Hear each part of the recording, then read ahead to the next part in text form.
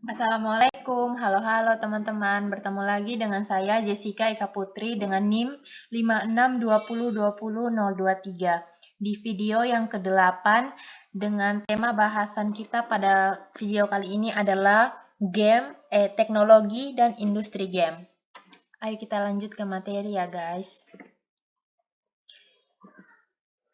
Teknologi dan industri game. Jadi, pertama-tama tidak lengkap rasanya jika kita membahas sesuatu tanpa melihat sejarahnya. Jadi, di sini saya akan memaparkan sejarah singkat lahirnya game. Jadi, di awal tahun 50-an dulu, ada para ilmuwan komputer mulai menggunakan mesin elektronik untuk membangun sistem permainan yang simple.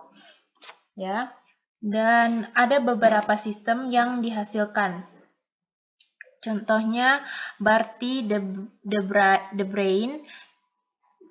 Contohnya dibuat untuk bermain tic-tac-toe. Lalu ada juga sistem permainan Nimrod yang pada tahun 1951 digunakan untuk bermain game bernama NIM.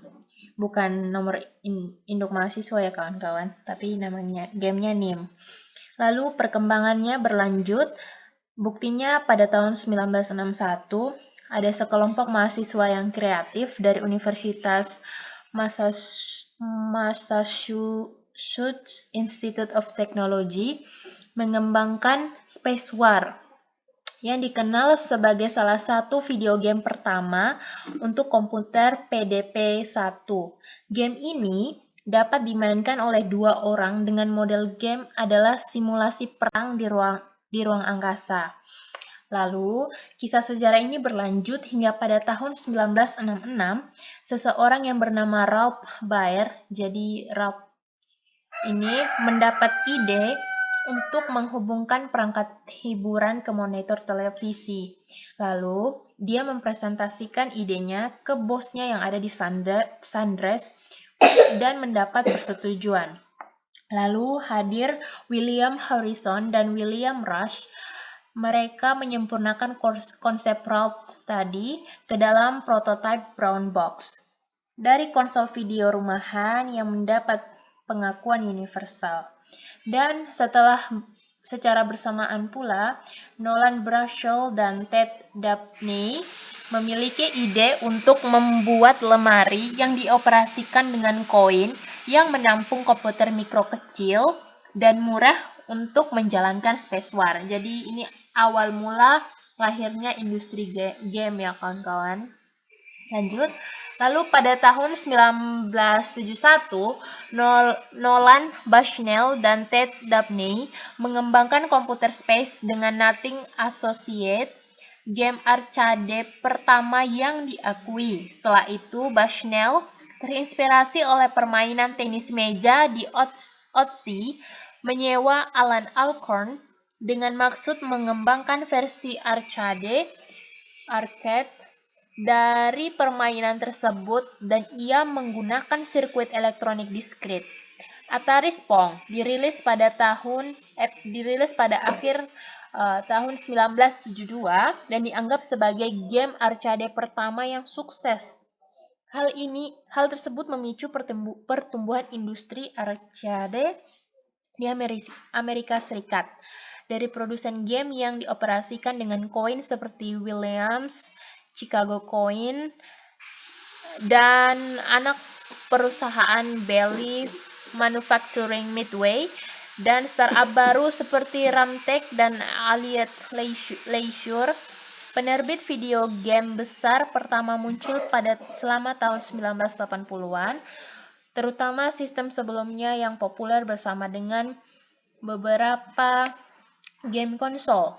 Game semakin populer pada tahun 1988, bahkan anak-anak pada masa itu sudah bermain Paperboy di Amstrad CPC 464.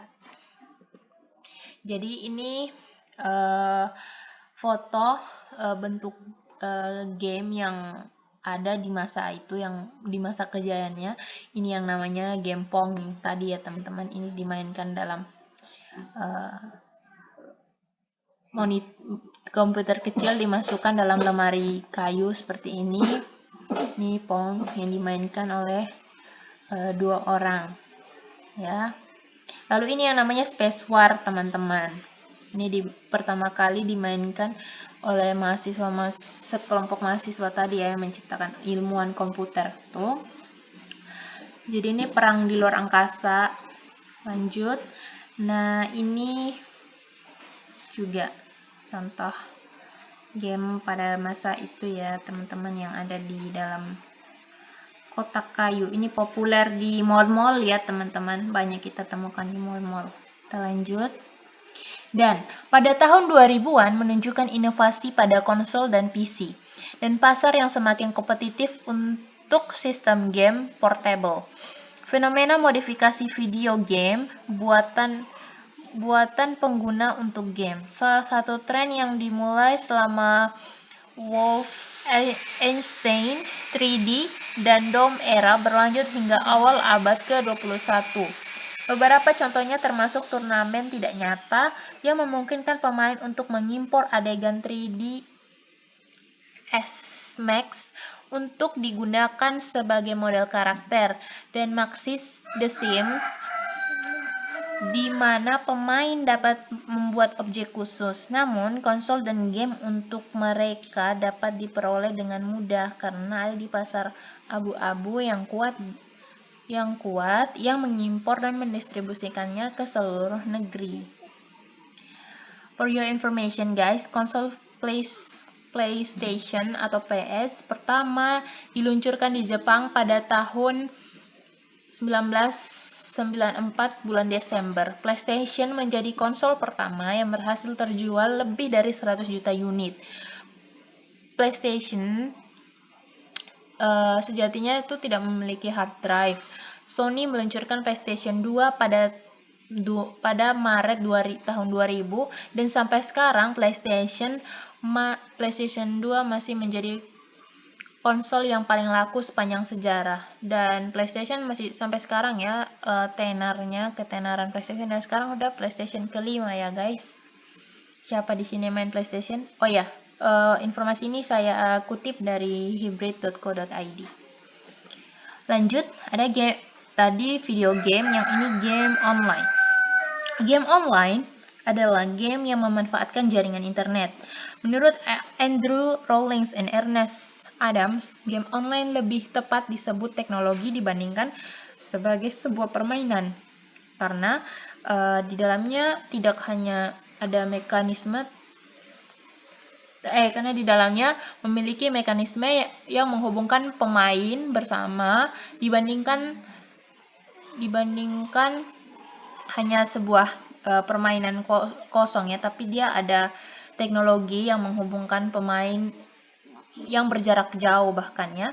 Game online mempunyai banyak jenis, mulai dari yang berbasis teks sederhana sampai grafik kompleks yang membentuk dunia virtual. Game online punya 2 unsur utama, yaitu server dan klien. Server itu dia bertindak sebagai admin yang menghubungkan game dengan pemain, sedangkan klien adalah pemain. Dan game online yang tenar sekarang ini berbasis seperti perang-perangan ya, seperti PUBG, Free Fire,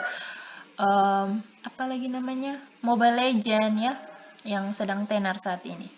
Lanjut, kita lihat di akhir tahun 1990-an dan awal tahun 2000-an, melihat aksesibilitas internet yang luas dan teknologi baru untuknya, seperti Java dan Adobe Flash. Sementara Adobe Flash pada awalnya dimaksudkan untuk menjadi alat yang mengembangkan situs web yang sepenuhnya interaktif. Flash tidak disukai di bidang ini, tetapi pengembang individu menemukan cara untuk mengembangkan alat tersebut untuk animasi dan permainan. Dibantu oleh kemudahan alat pengembangan untuk tujuan ini, situs web Newgrounds dibuat untuk membantu orang-orang berbagi dan mempromosikan karya Flash mereka. Jadi ini sejarah ya teman-teman. Flash dan platform dalam browser lainnya menciptakan tren baru dalam game casual dengan kompleksitas terbatas dan dirancang untuk sesi bermain yang dipersingkat atau dadakan. Banyak diantaranya adalah permainan puzzle, ya teman-teman tahu puzzle ini sempat tenar juga seperti Pop Cups, Bejeweled, Play First, Dinner Dash. Sementara yang lain adalah game dengan kecepatan yang lebih santai dan permainan terbuka. Kalau yang tadi atas itu kan kayak Play First itu ada waktu ya, jadi menantang sekali.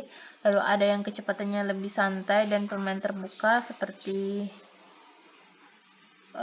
Sims Maxis yang kemudian menjadi game komputer terlaris sepanjang masa ya, melampaui Game Myst.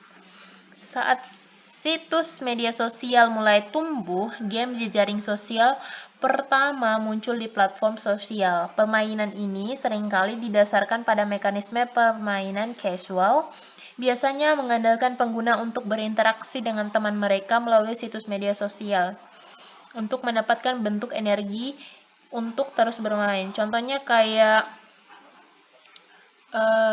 game apa ya?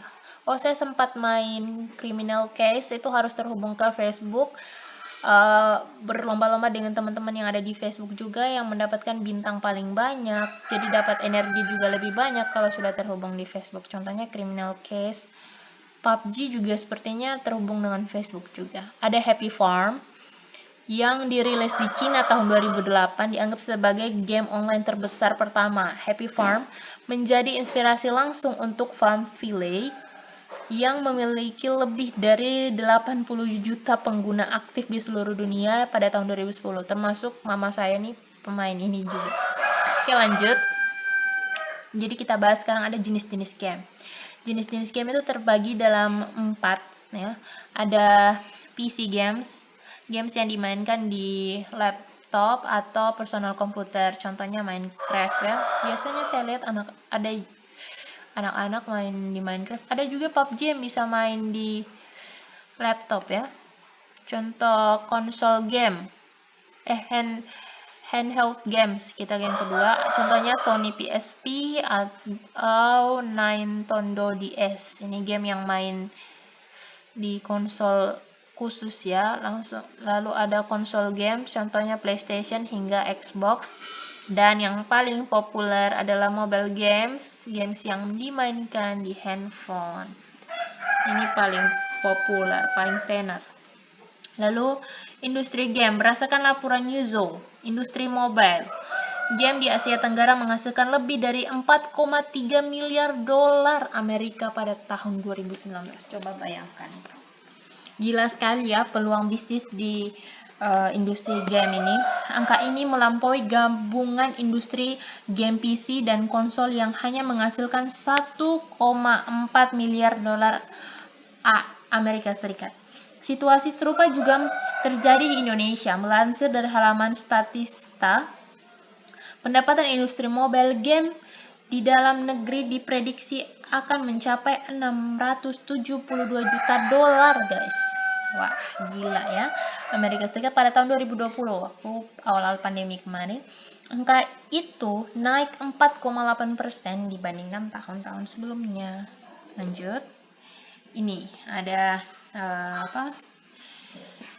rangkumannya, playing games device perspective. Gila ya, ini saya ambil dari Hybrid. Pengguna yang pakai main game dari smartphone ada 69%, dari tablet komputer 21%, dari konsol game khususnya itu 25%, PC laptop 41%, dari ini device ada 81%. Dilansir dari hybrid.co.id, sementara itu sekitar 80% pengguna internet pada rentang umur 16 sampai 64 tahun bermain game setiap bulannya. Jadi jumlah gamer di dunia mencapai 3, miliar orang. Ya, jadi game ini sangat menghibur sehingga orang-orang banyak sekali yang meluangkan waktu untuk bermain game. Sebagian besar, 69% dari pengguna internet mengaku mereka bermain game di mobile handphonenya. Sementara 41% bermain game di laptop atau desktop, dan 25% bermain di game konsol. Mengingat harga perangkat mobile yang relatif lebih terjangkau dari PC atau konsol, jadi itulah penyebab yang membuat pemain game di mobile itu jadi tinggi ya, lebih tinggi daripada PC dan konsol.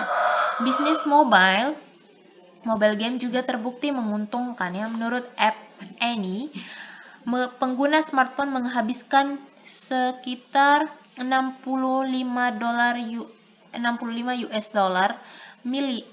miliar US dollar untuk membeli game atau item dalam game sepanjang tahun 2011. Jadi tidak heran dalam game mereka semua ada yang berbayar ya. Ini karena bisnis lah. Total belanja di game memberikan kontribusi sebesar 70% pada total spending konsumen di perangkat mobile sepanjang tahun lalu. Di negara-negara Asia Tenggara seperti Indonesia dan Malaysia, perangkat mobile memang jadi platform pilihan para gamer untuk bermain. Jadi kita sudah bahas panjang lebar dari sejarah jenis-jenis game sampai penggunanya sampai industrinya. Mari kita lihat dampak positif dan negatif dari game. Saya punya sedikit rangkuman tentang dampak positif game ya. Pertama, game itu bermanfaat sebagai sarana atau media belajar untuk kita. Apalagi anak-anak lebih cepat memahami pelajaran yang sederhana seperti matematika bisa diaplikasikan melalui game karena menyenangkan tapi bisa edukatif ya. Dapat melatih rasa berjuang, maaf ada typo di situ, dan pantang menyerah, melatih otak untuk memecahkan masalah, berimajinasi dan membuat strategi ya. Gimana sih caranya menang? Jadi lahirlah imajinasi dan muncullah strategi-strategi untuk menyiasati game tersebut. Mengasah kemampuan kerja tim seperti game-game yang berbasis tim ya, menghibur, menciptakan lapangan kerja karena peluang bagus dalam industri game. Lalu menjadi ladang, mohon maaf di situ ada typo, menjadi ladang berprestasi ya, menyalurkan bakat karena sudah ada kompetisi e-sport dan masih banyak lagi ya dampak positif game. Lalu ada dampak negatifnya. Memiliki efek samping yang buruk bagi kesehatan mata, jantung, otak, dan psikis bagi yang telah kecanduan game. Game seperti nikotin bisa membuat orang kecanduan dan lupa waktu. Dan yang terburuk adalah melupakan kewajiban pribadi seperti belajar dan mengerjakan tugas ya, contohnya bagi pelajar. Seseorang yang kecanduan bermain game jadi lupa untuk bersosialisasi dengan lingkungan sekitarnya. Orang jadi lebih sering begadang karena ingin push rank. Ya, betul sekali bagaimana gamer-gamer menjadi boros karena banyak pengeluaran untuk membeli kuota dan token listrik dan masih banyak lagi dampak negatifnya. Saya rasa kalau kita bijak dalam bermain game, kita akan mendapatkan banyak sekali manfaat dari game. Dan lagi-lagi dampak negatif itu karena kita tidak bijak dalam mengelola, dalam memakai teknologi yang ada. Jadi kembali lagi dampak positif dan negatif yang dirasakan oleh diri kita itu tergantung dari bagaimana cara kita menyikapi dalam cara kita menggunakan teknologi yang ada, potensi teknologi yang ada. Untuk itu saya akhiri video ini karena kita sudah di akhir slide. Terima kasih teman-teman yang telah menonton video ini sampai akhir. Saya mohon maaf bila ada salah-salah kata, salah informasi, saya mohon maaf. Terima kasih atas kesempatannya. Assalamualaikum. Bye-bye.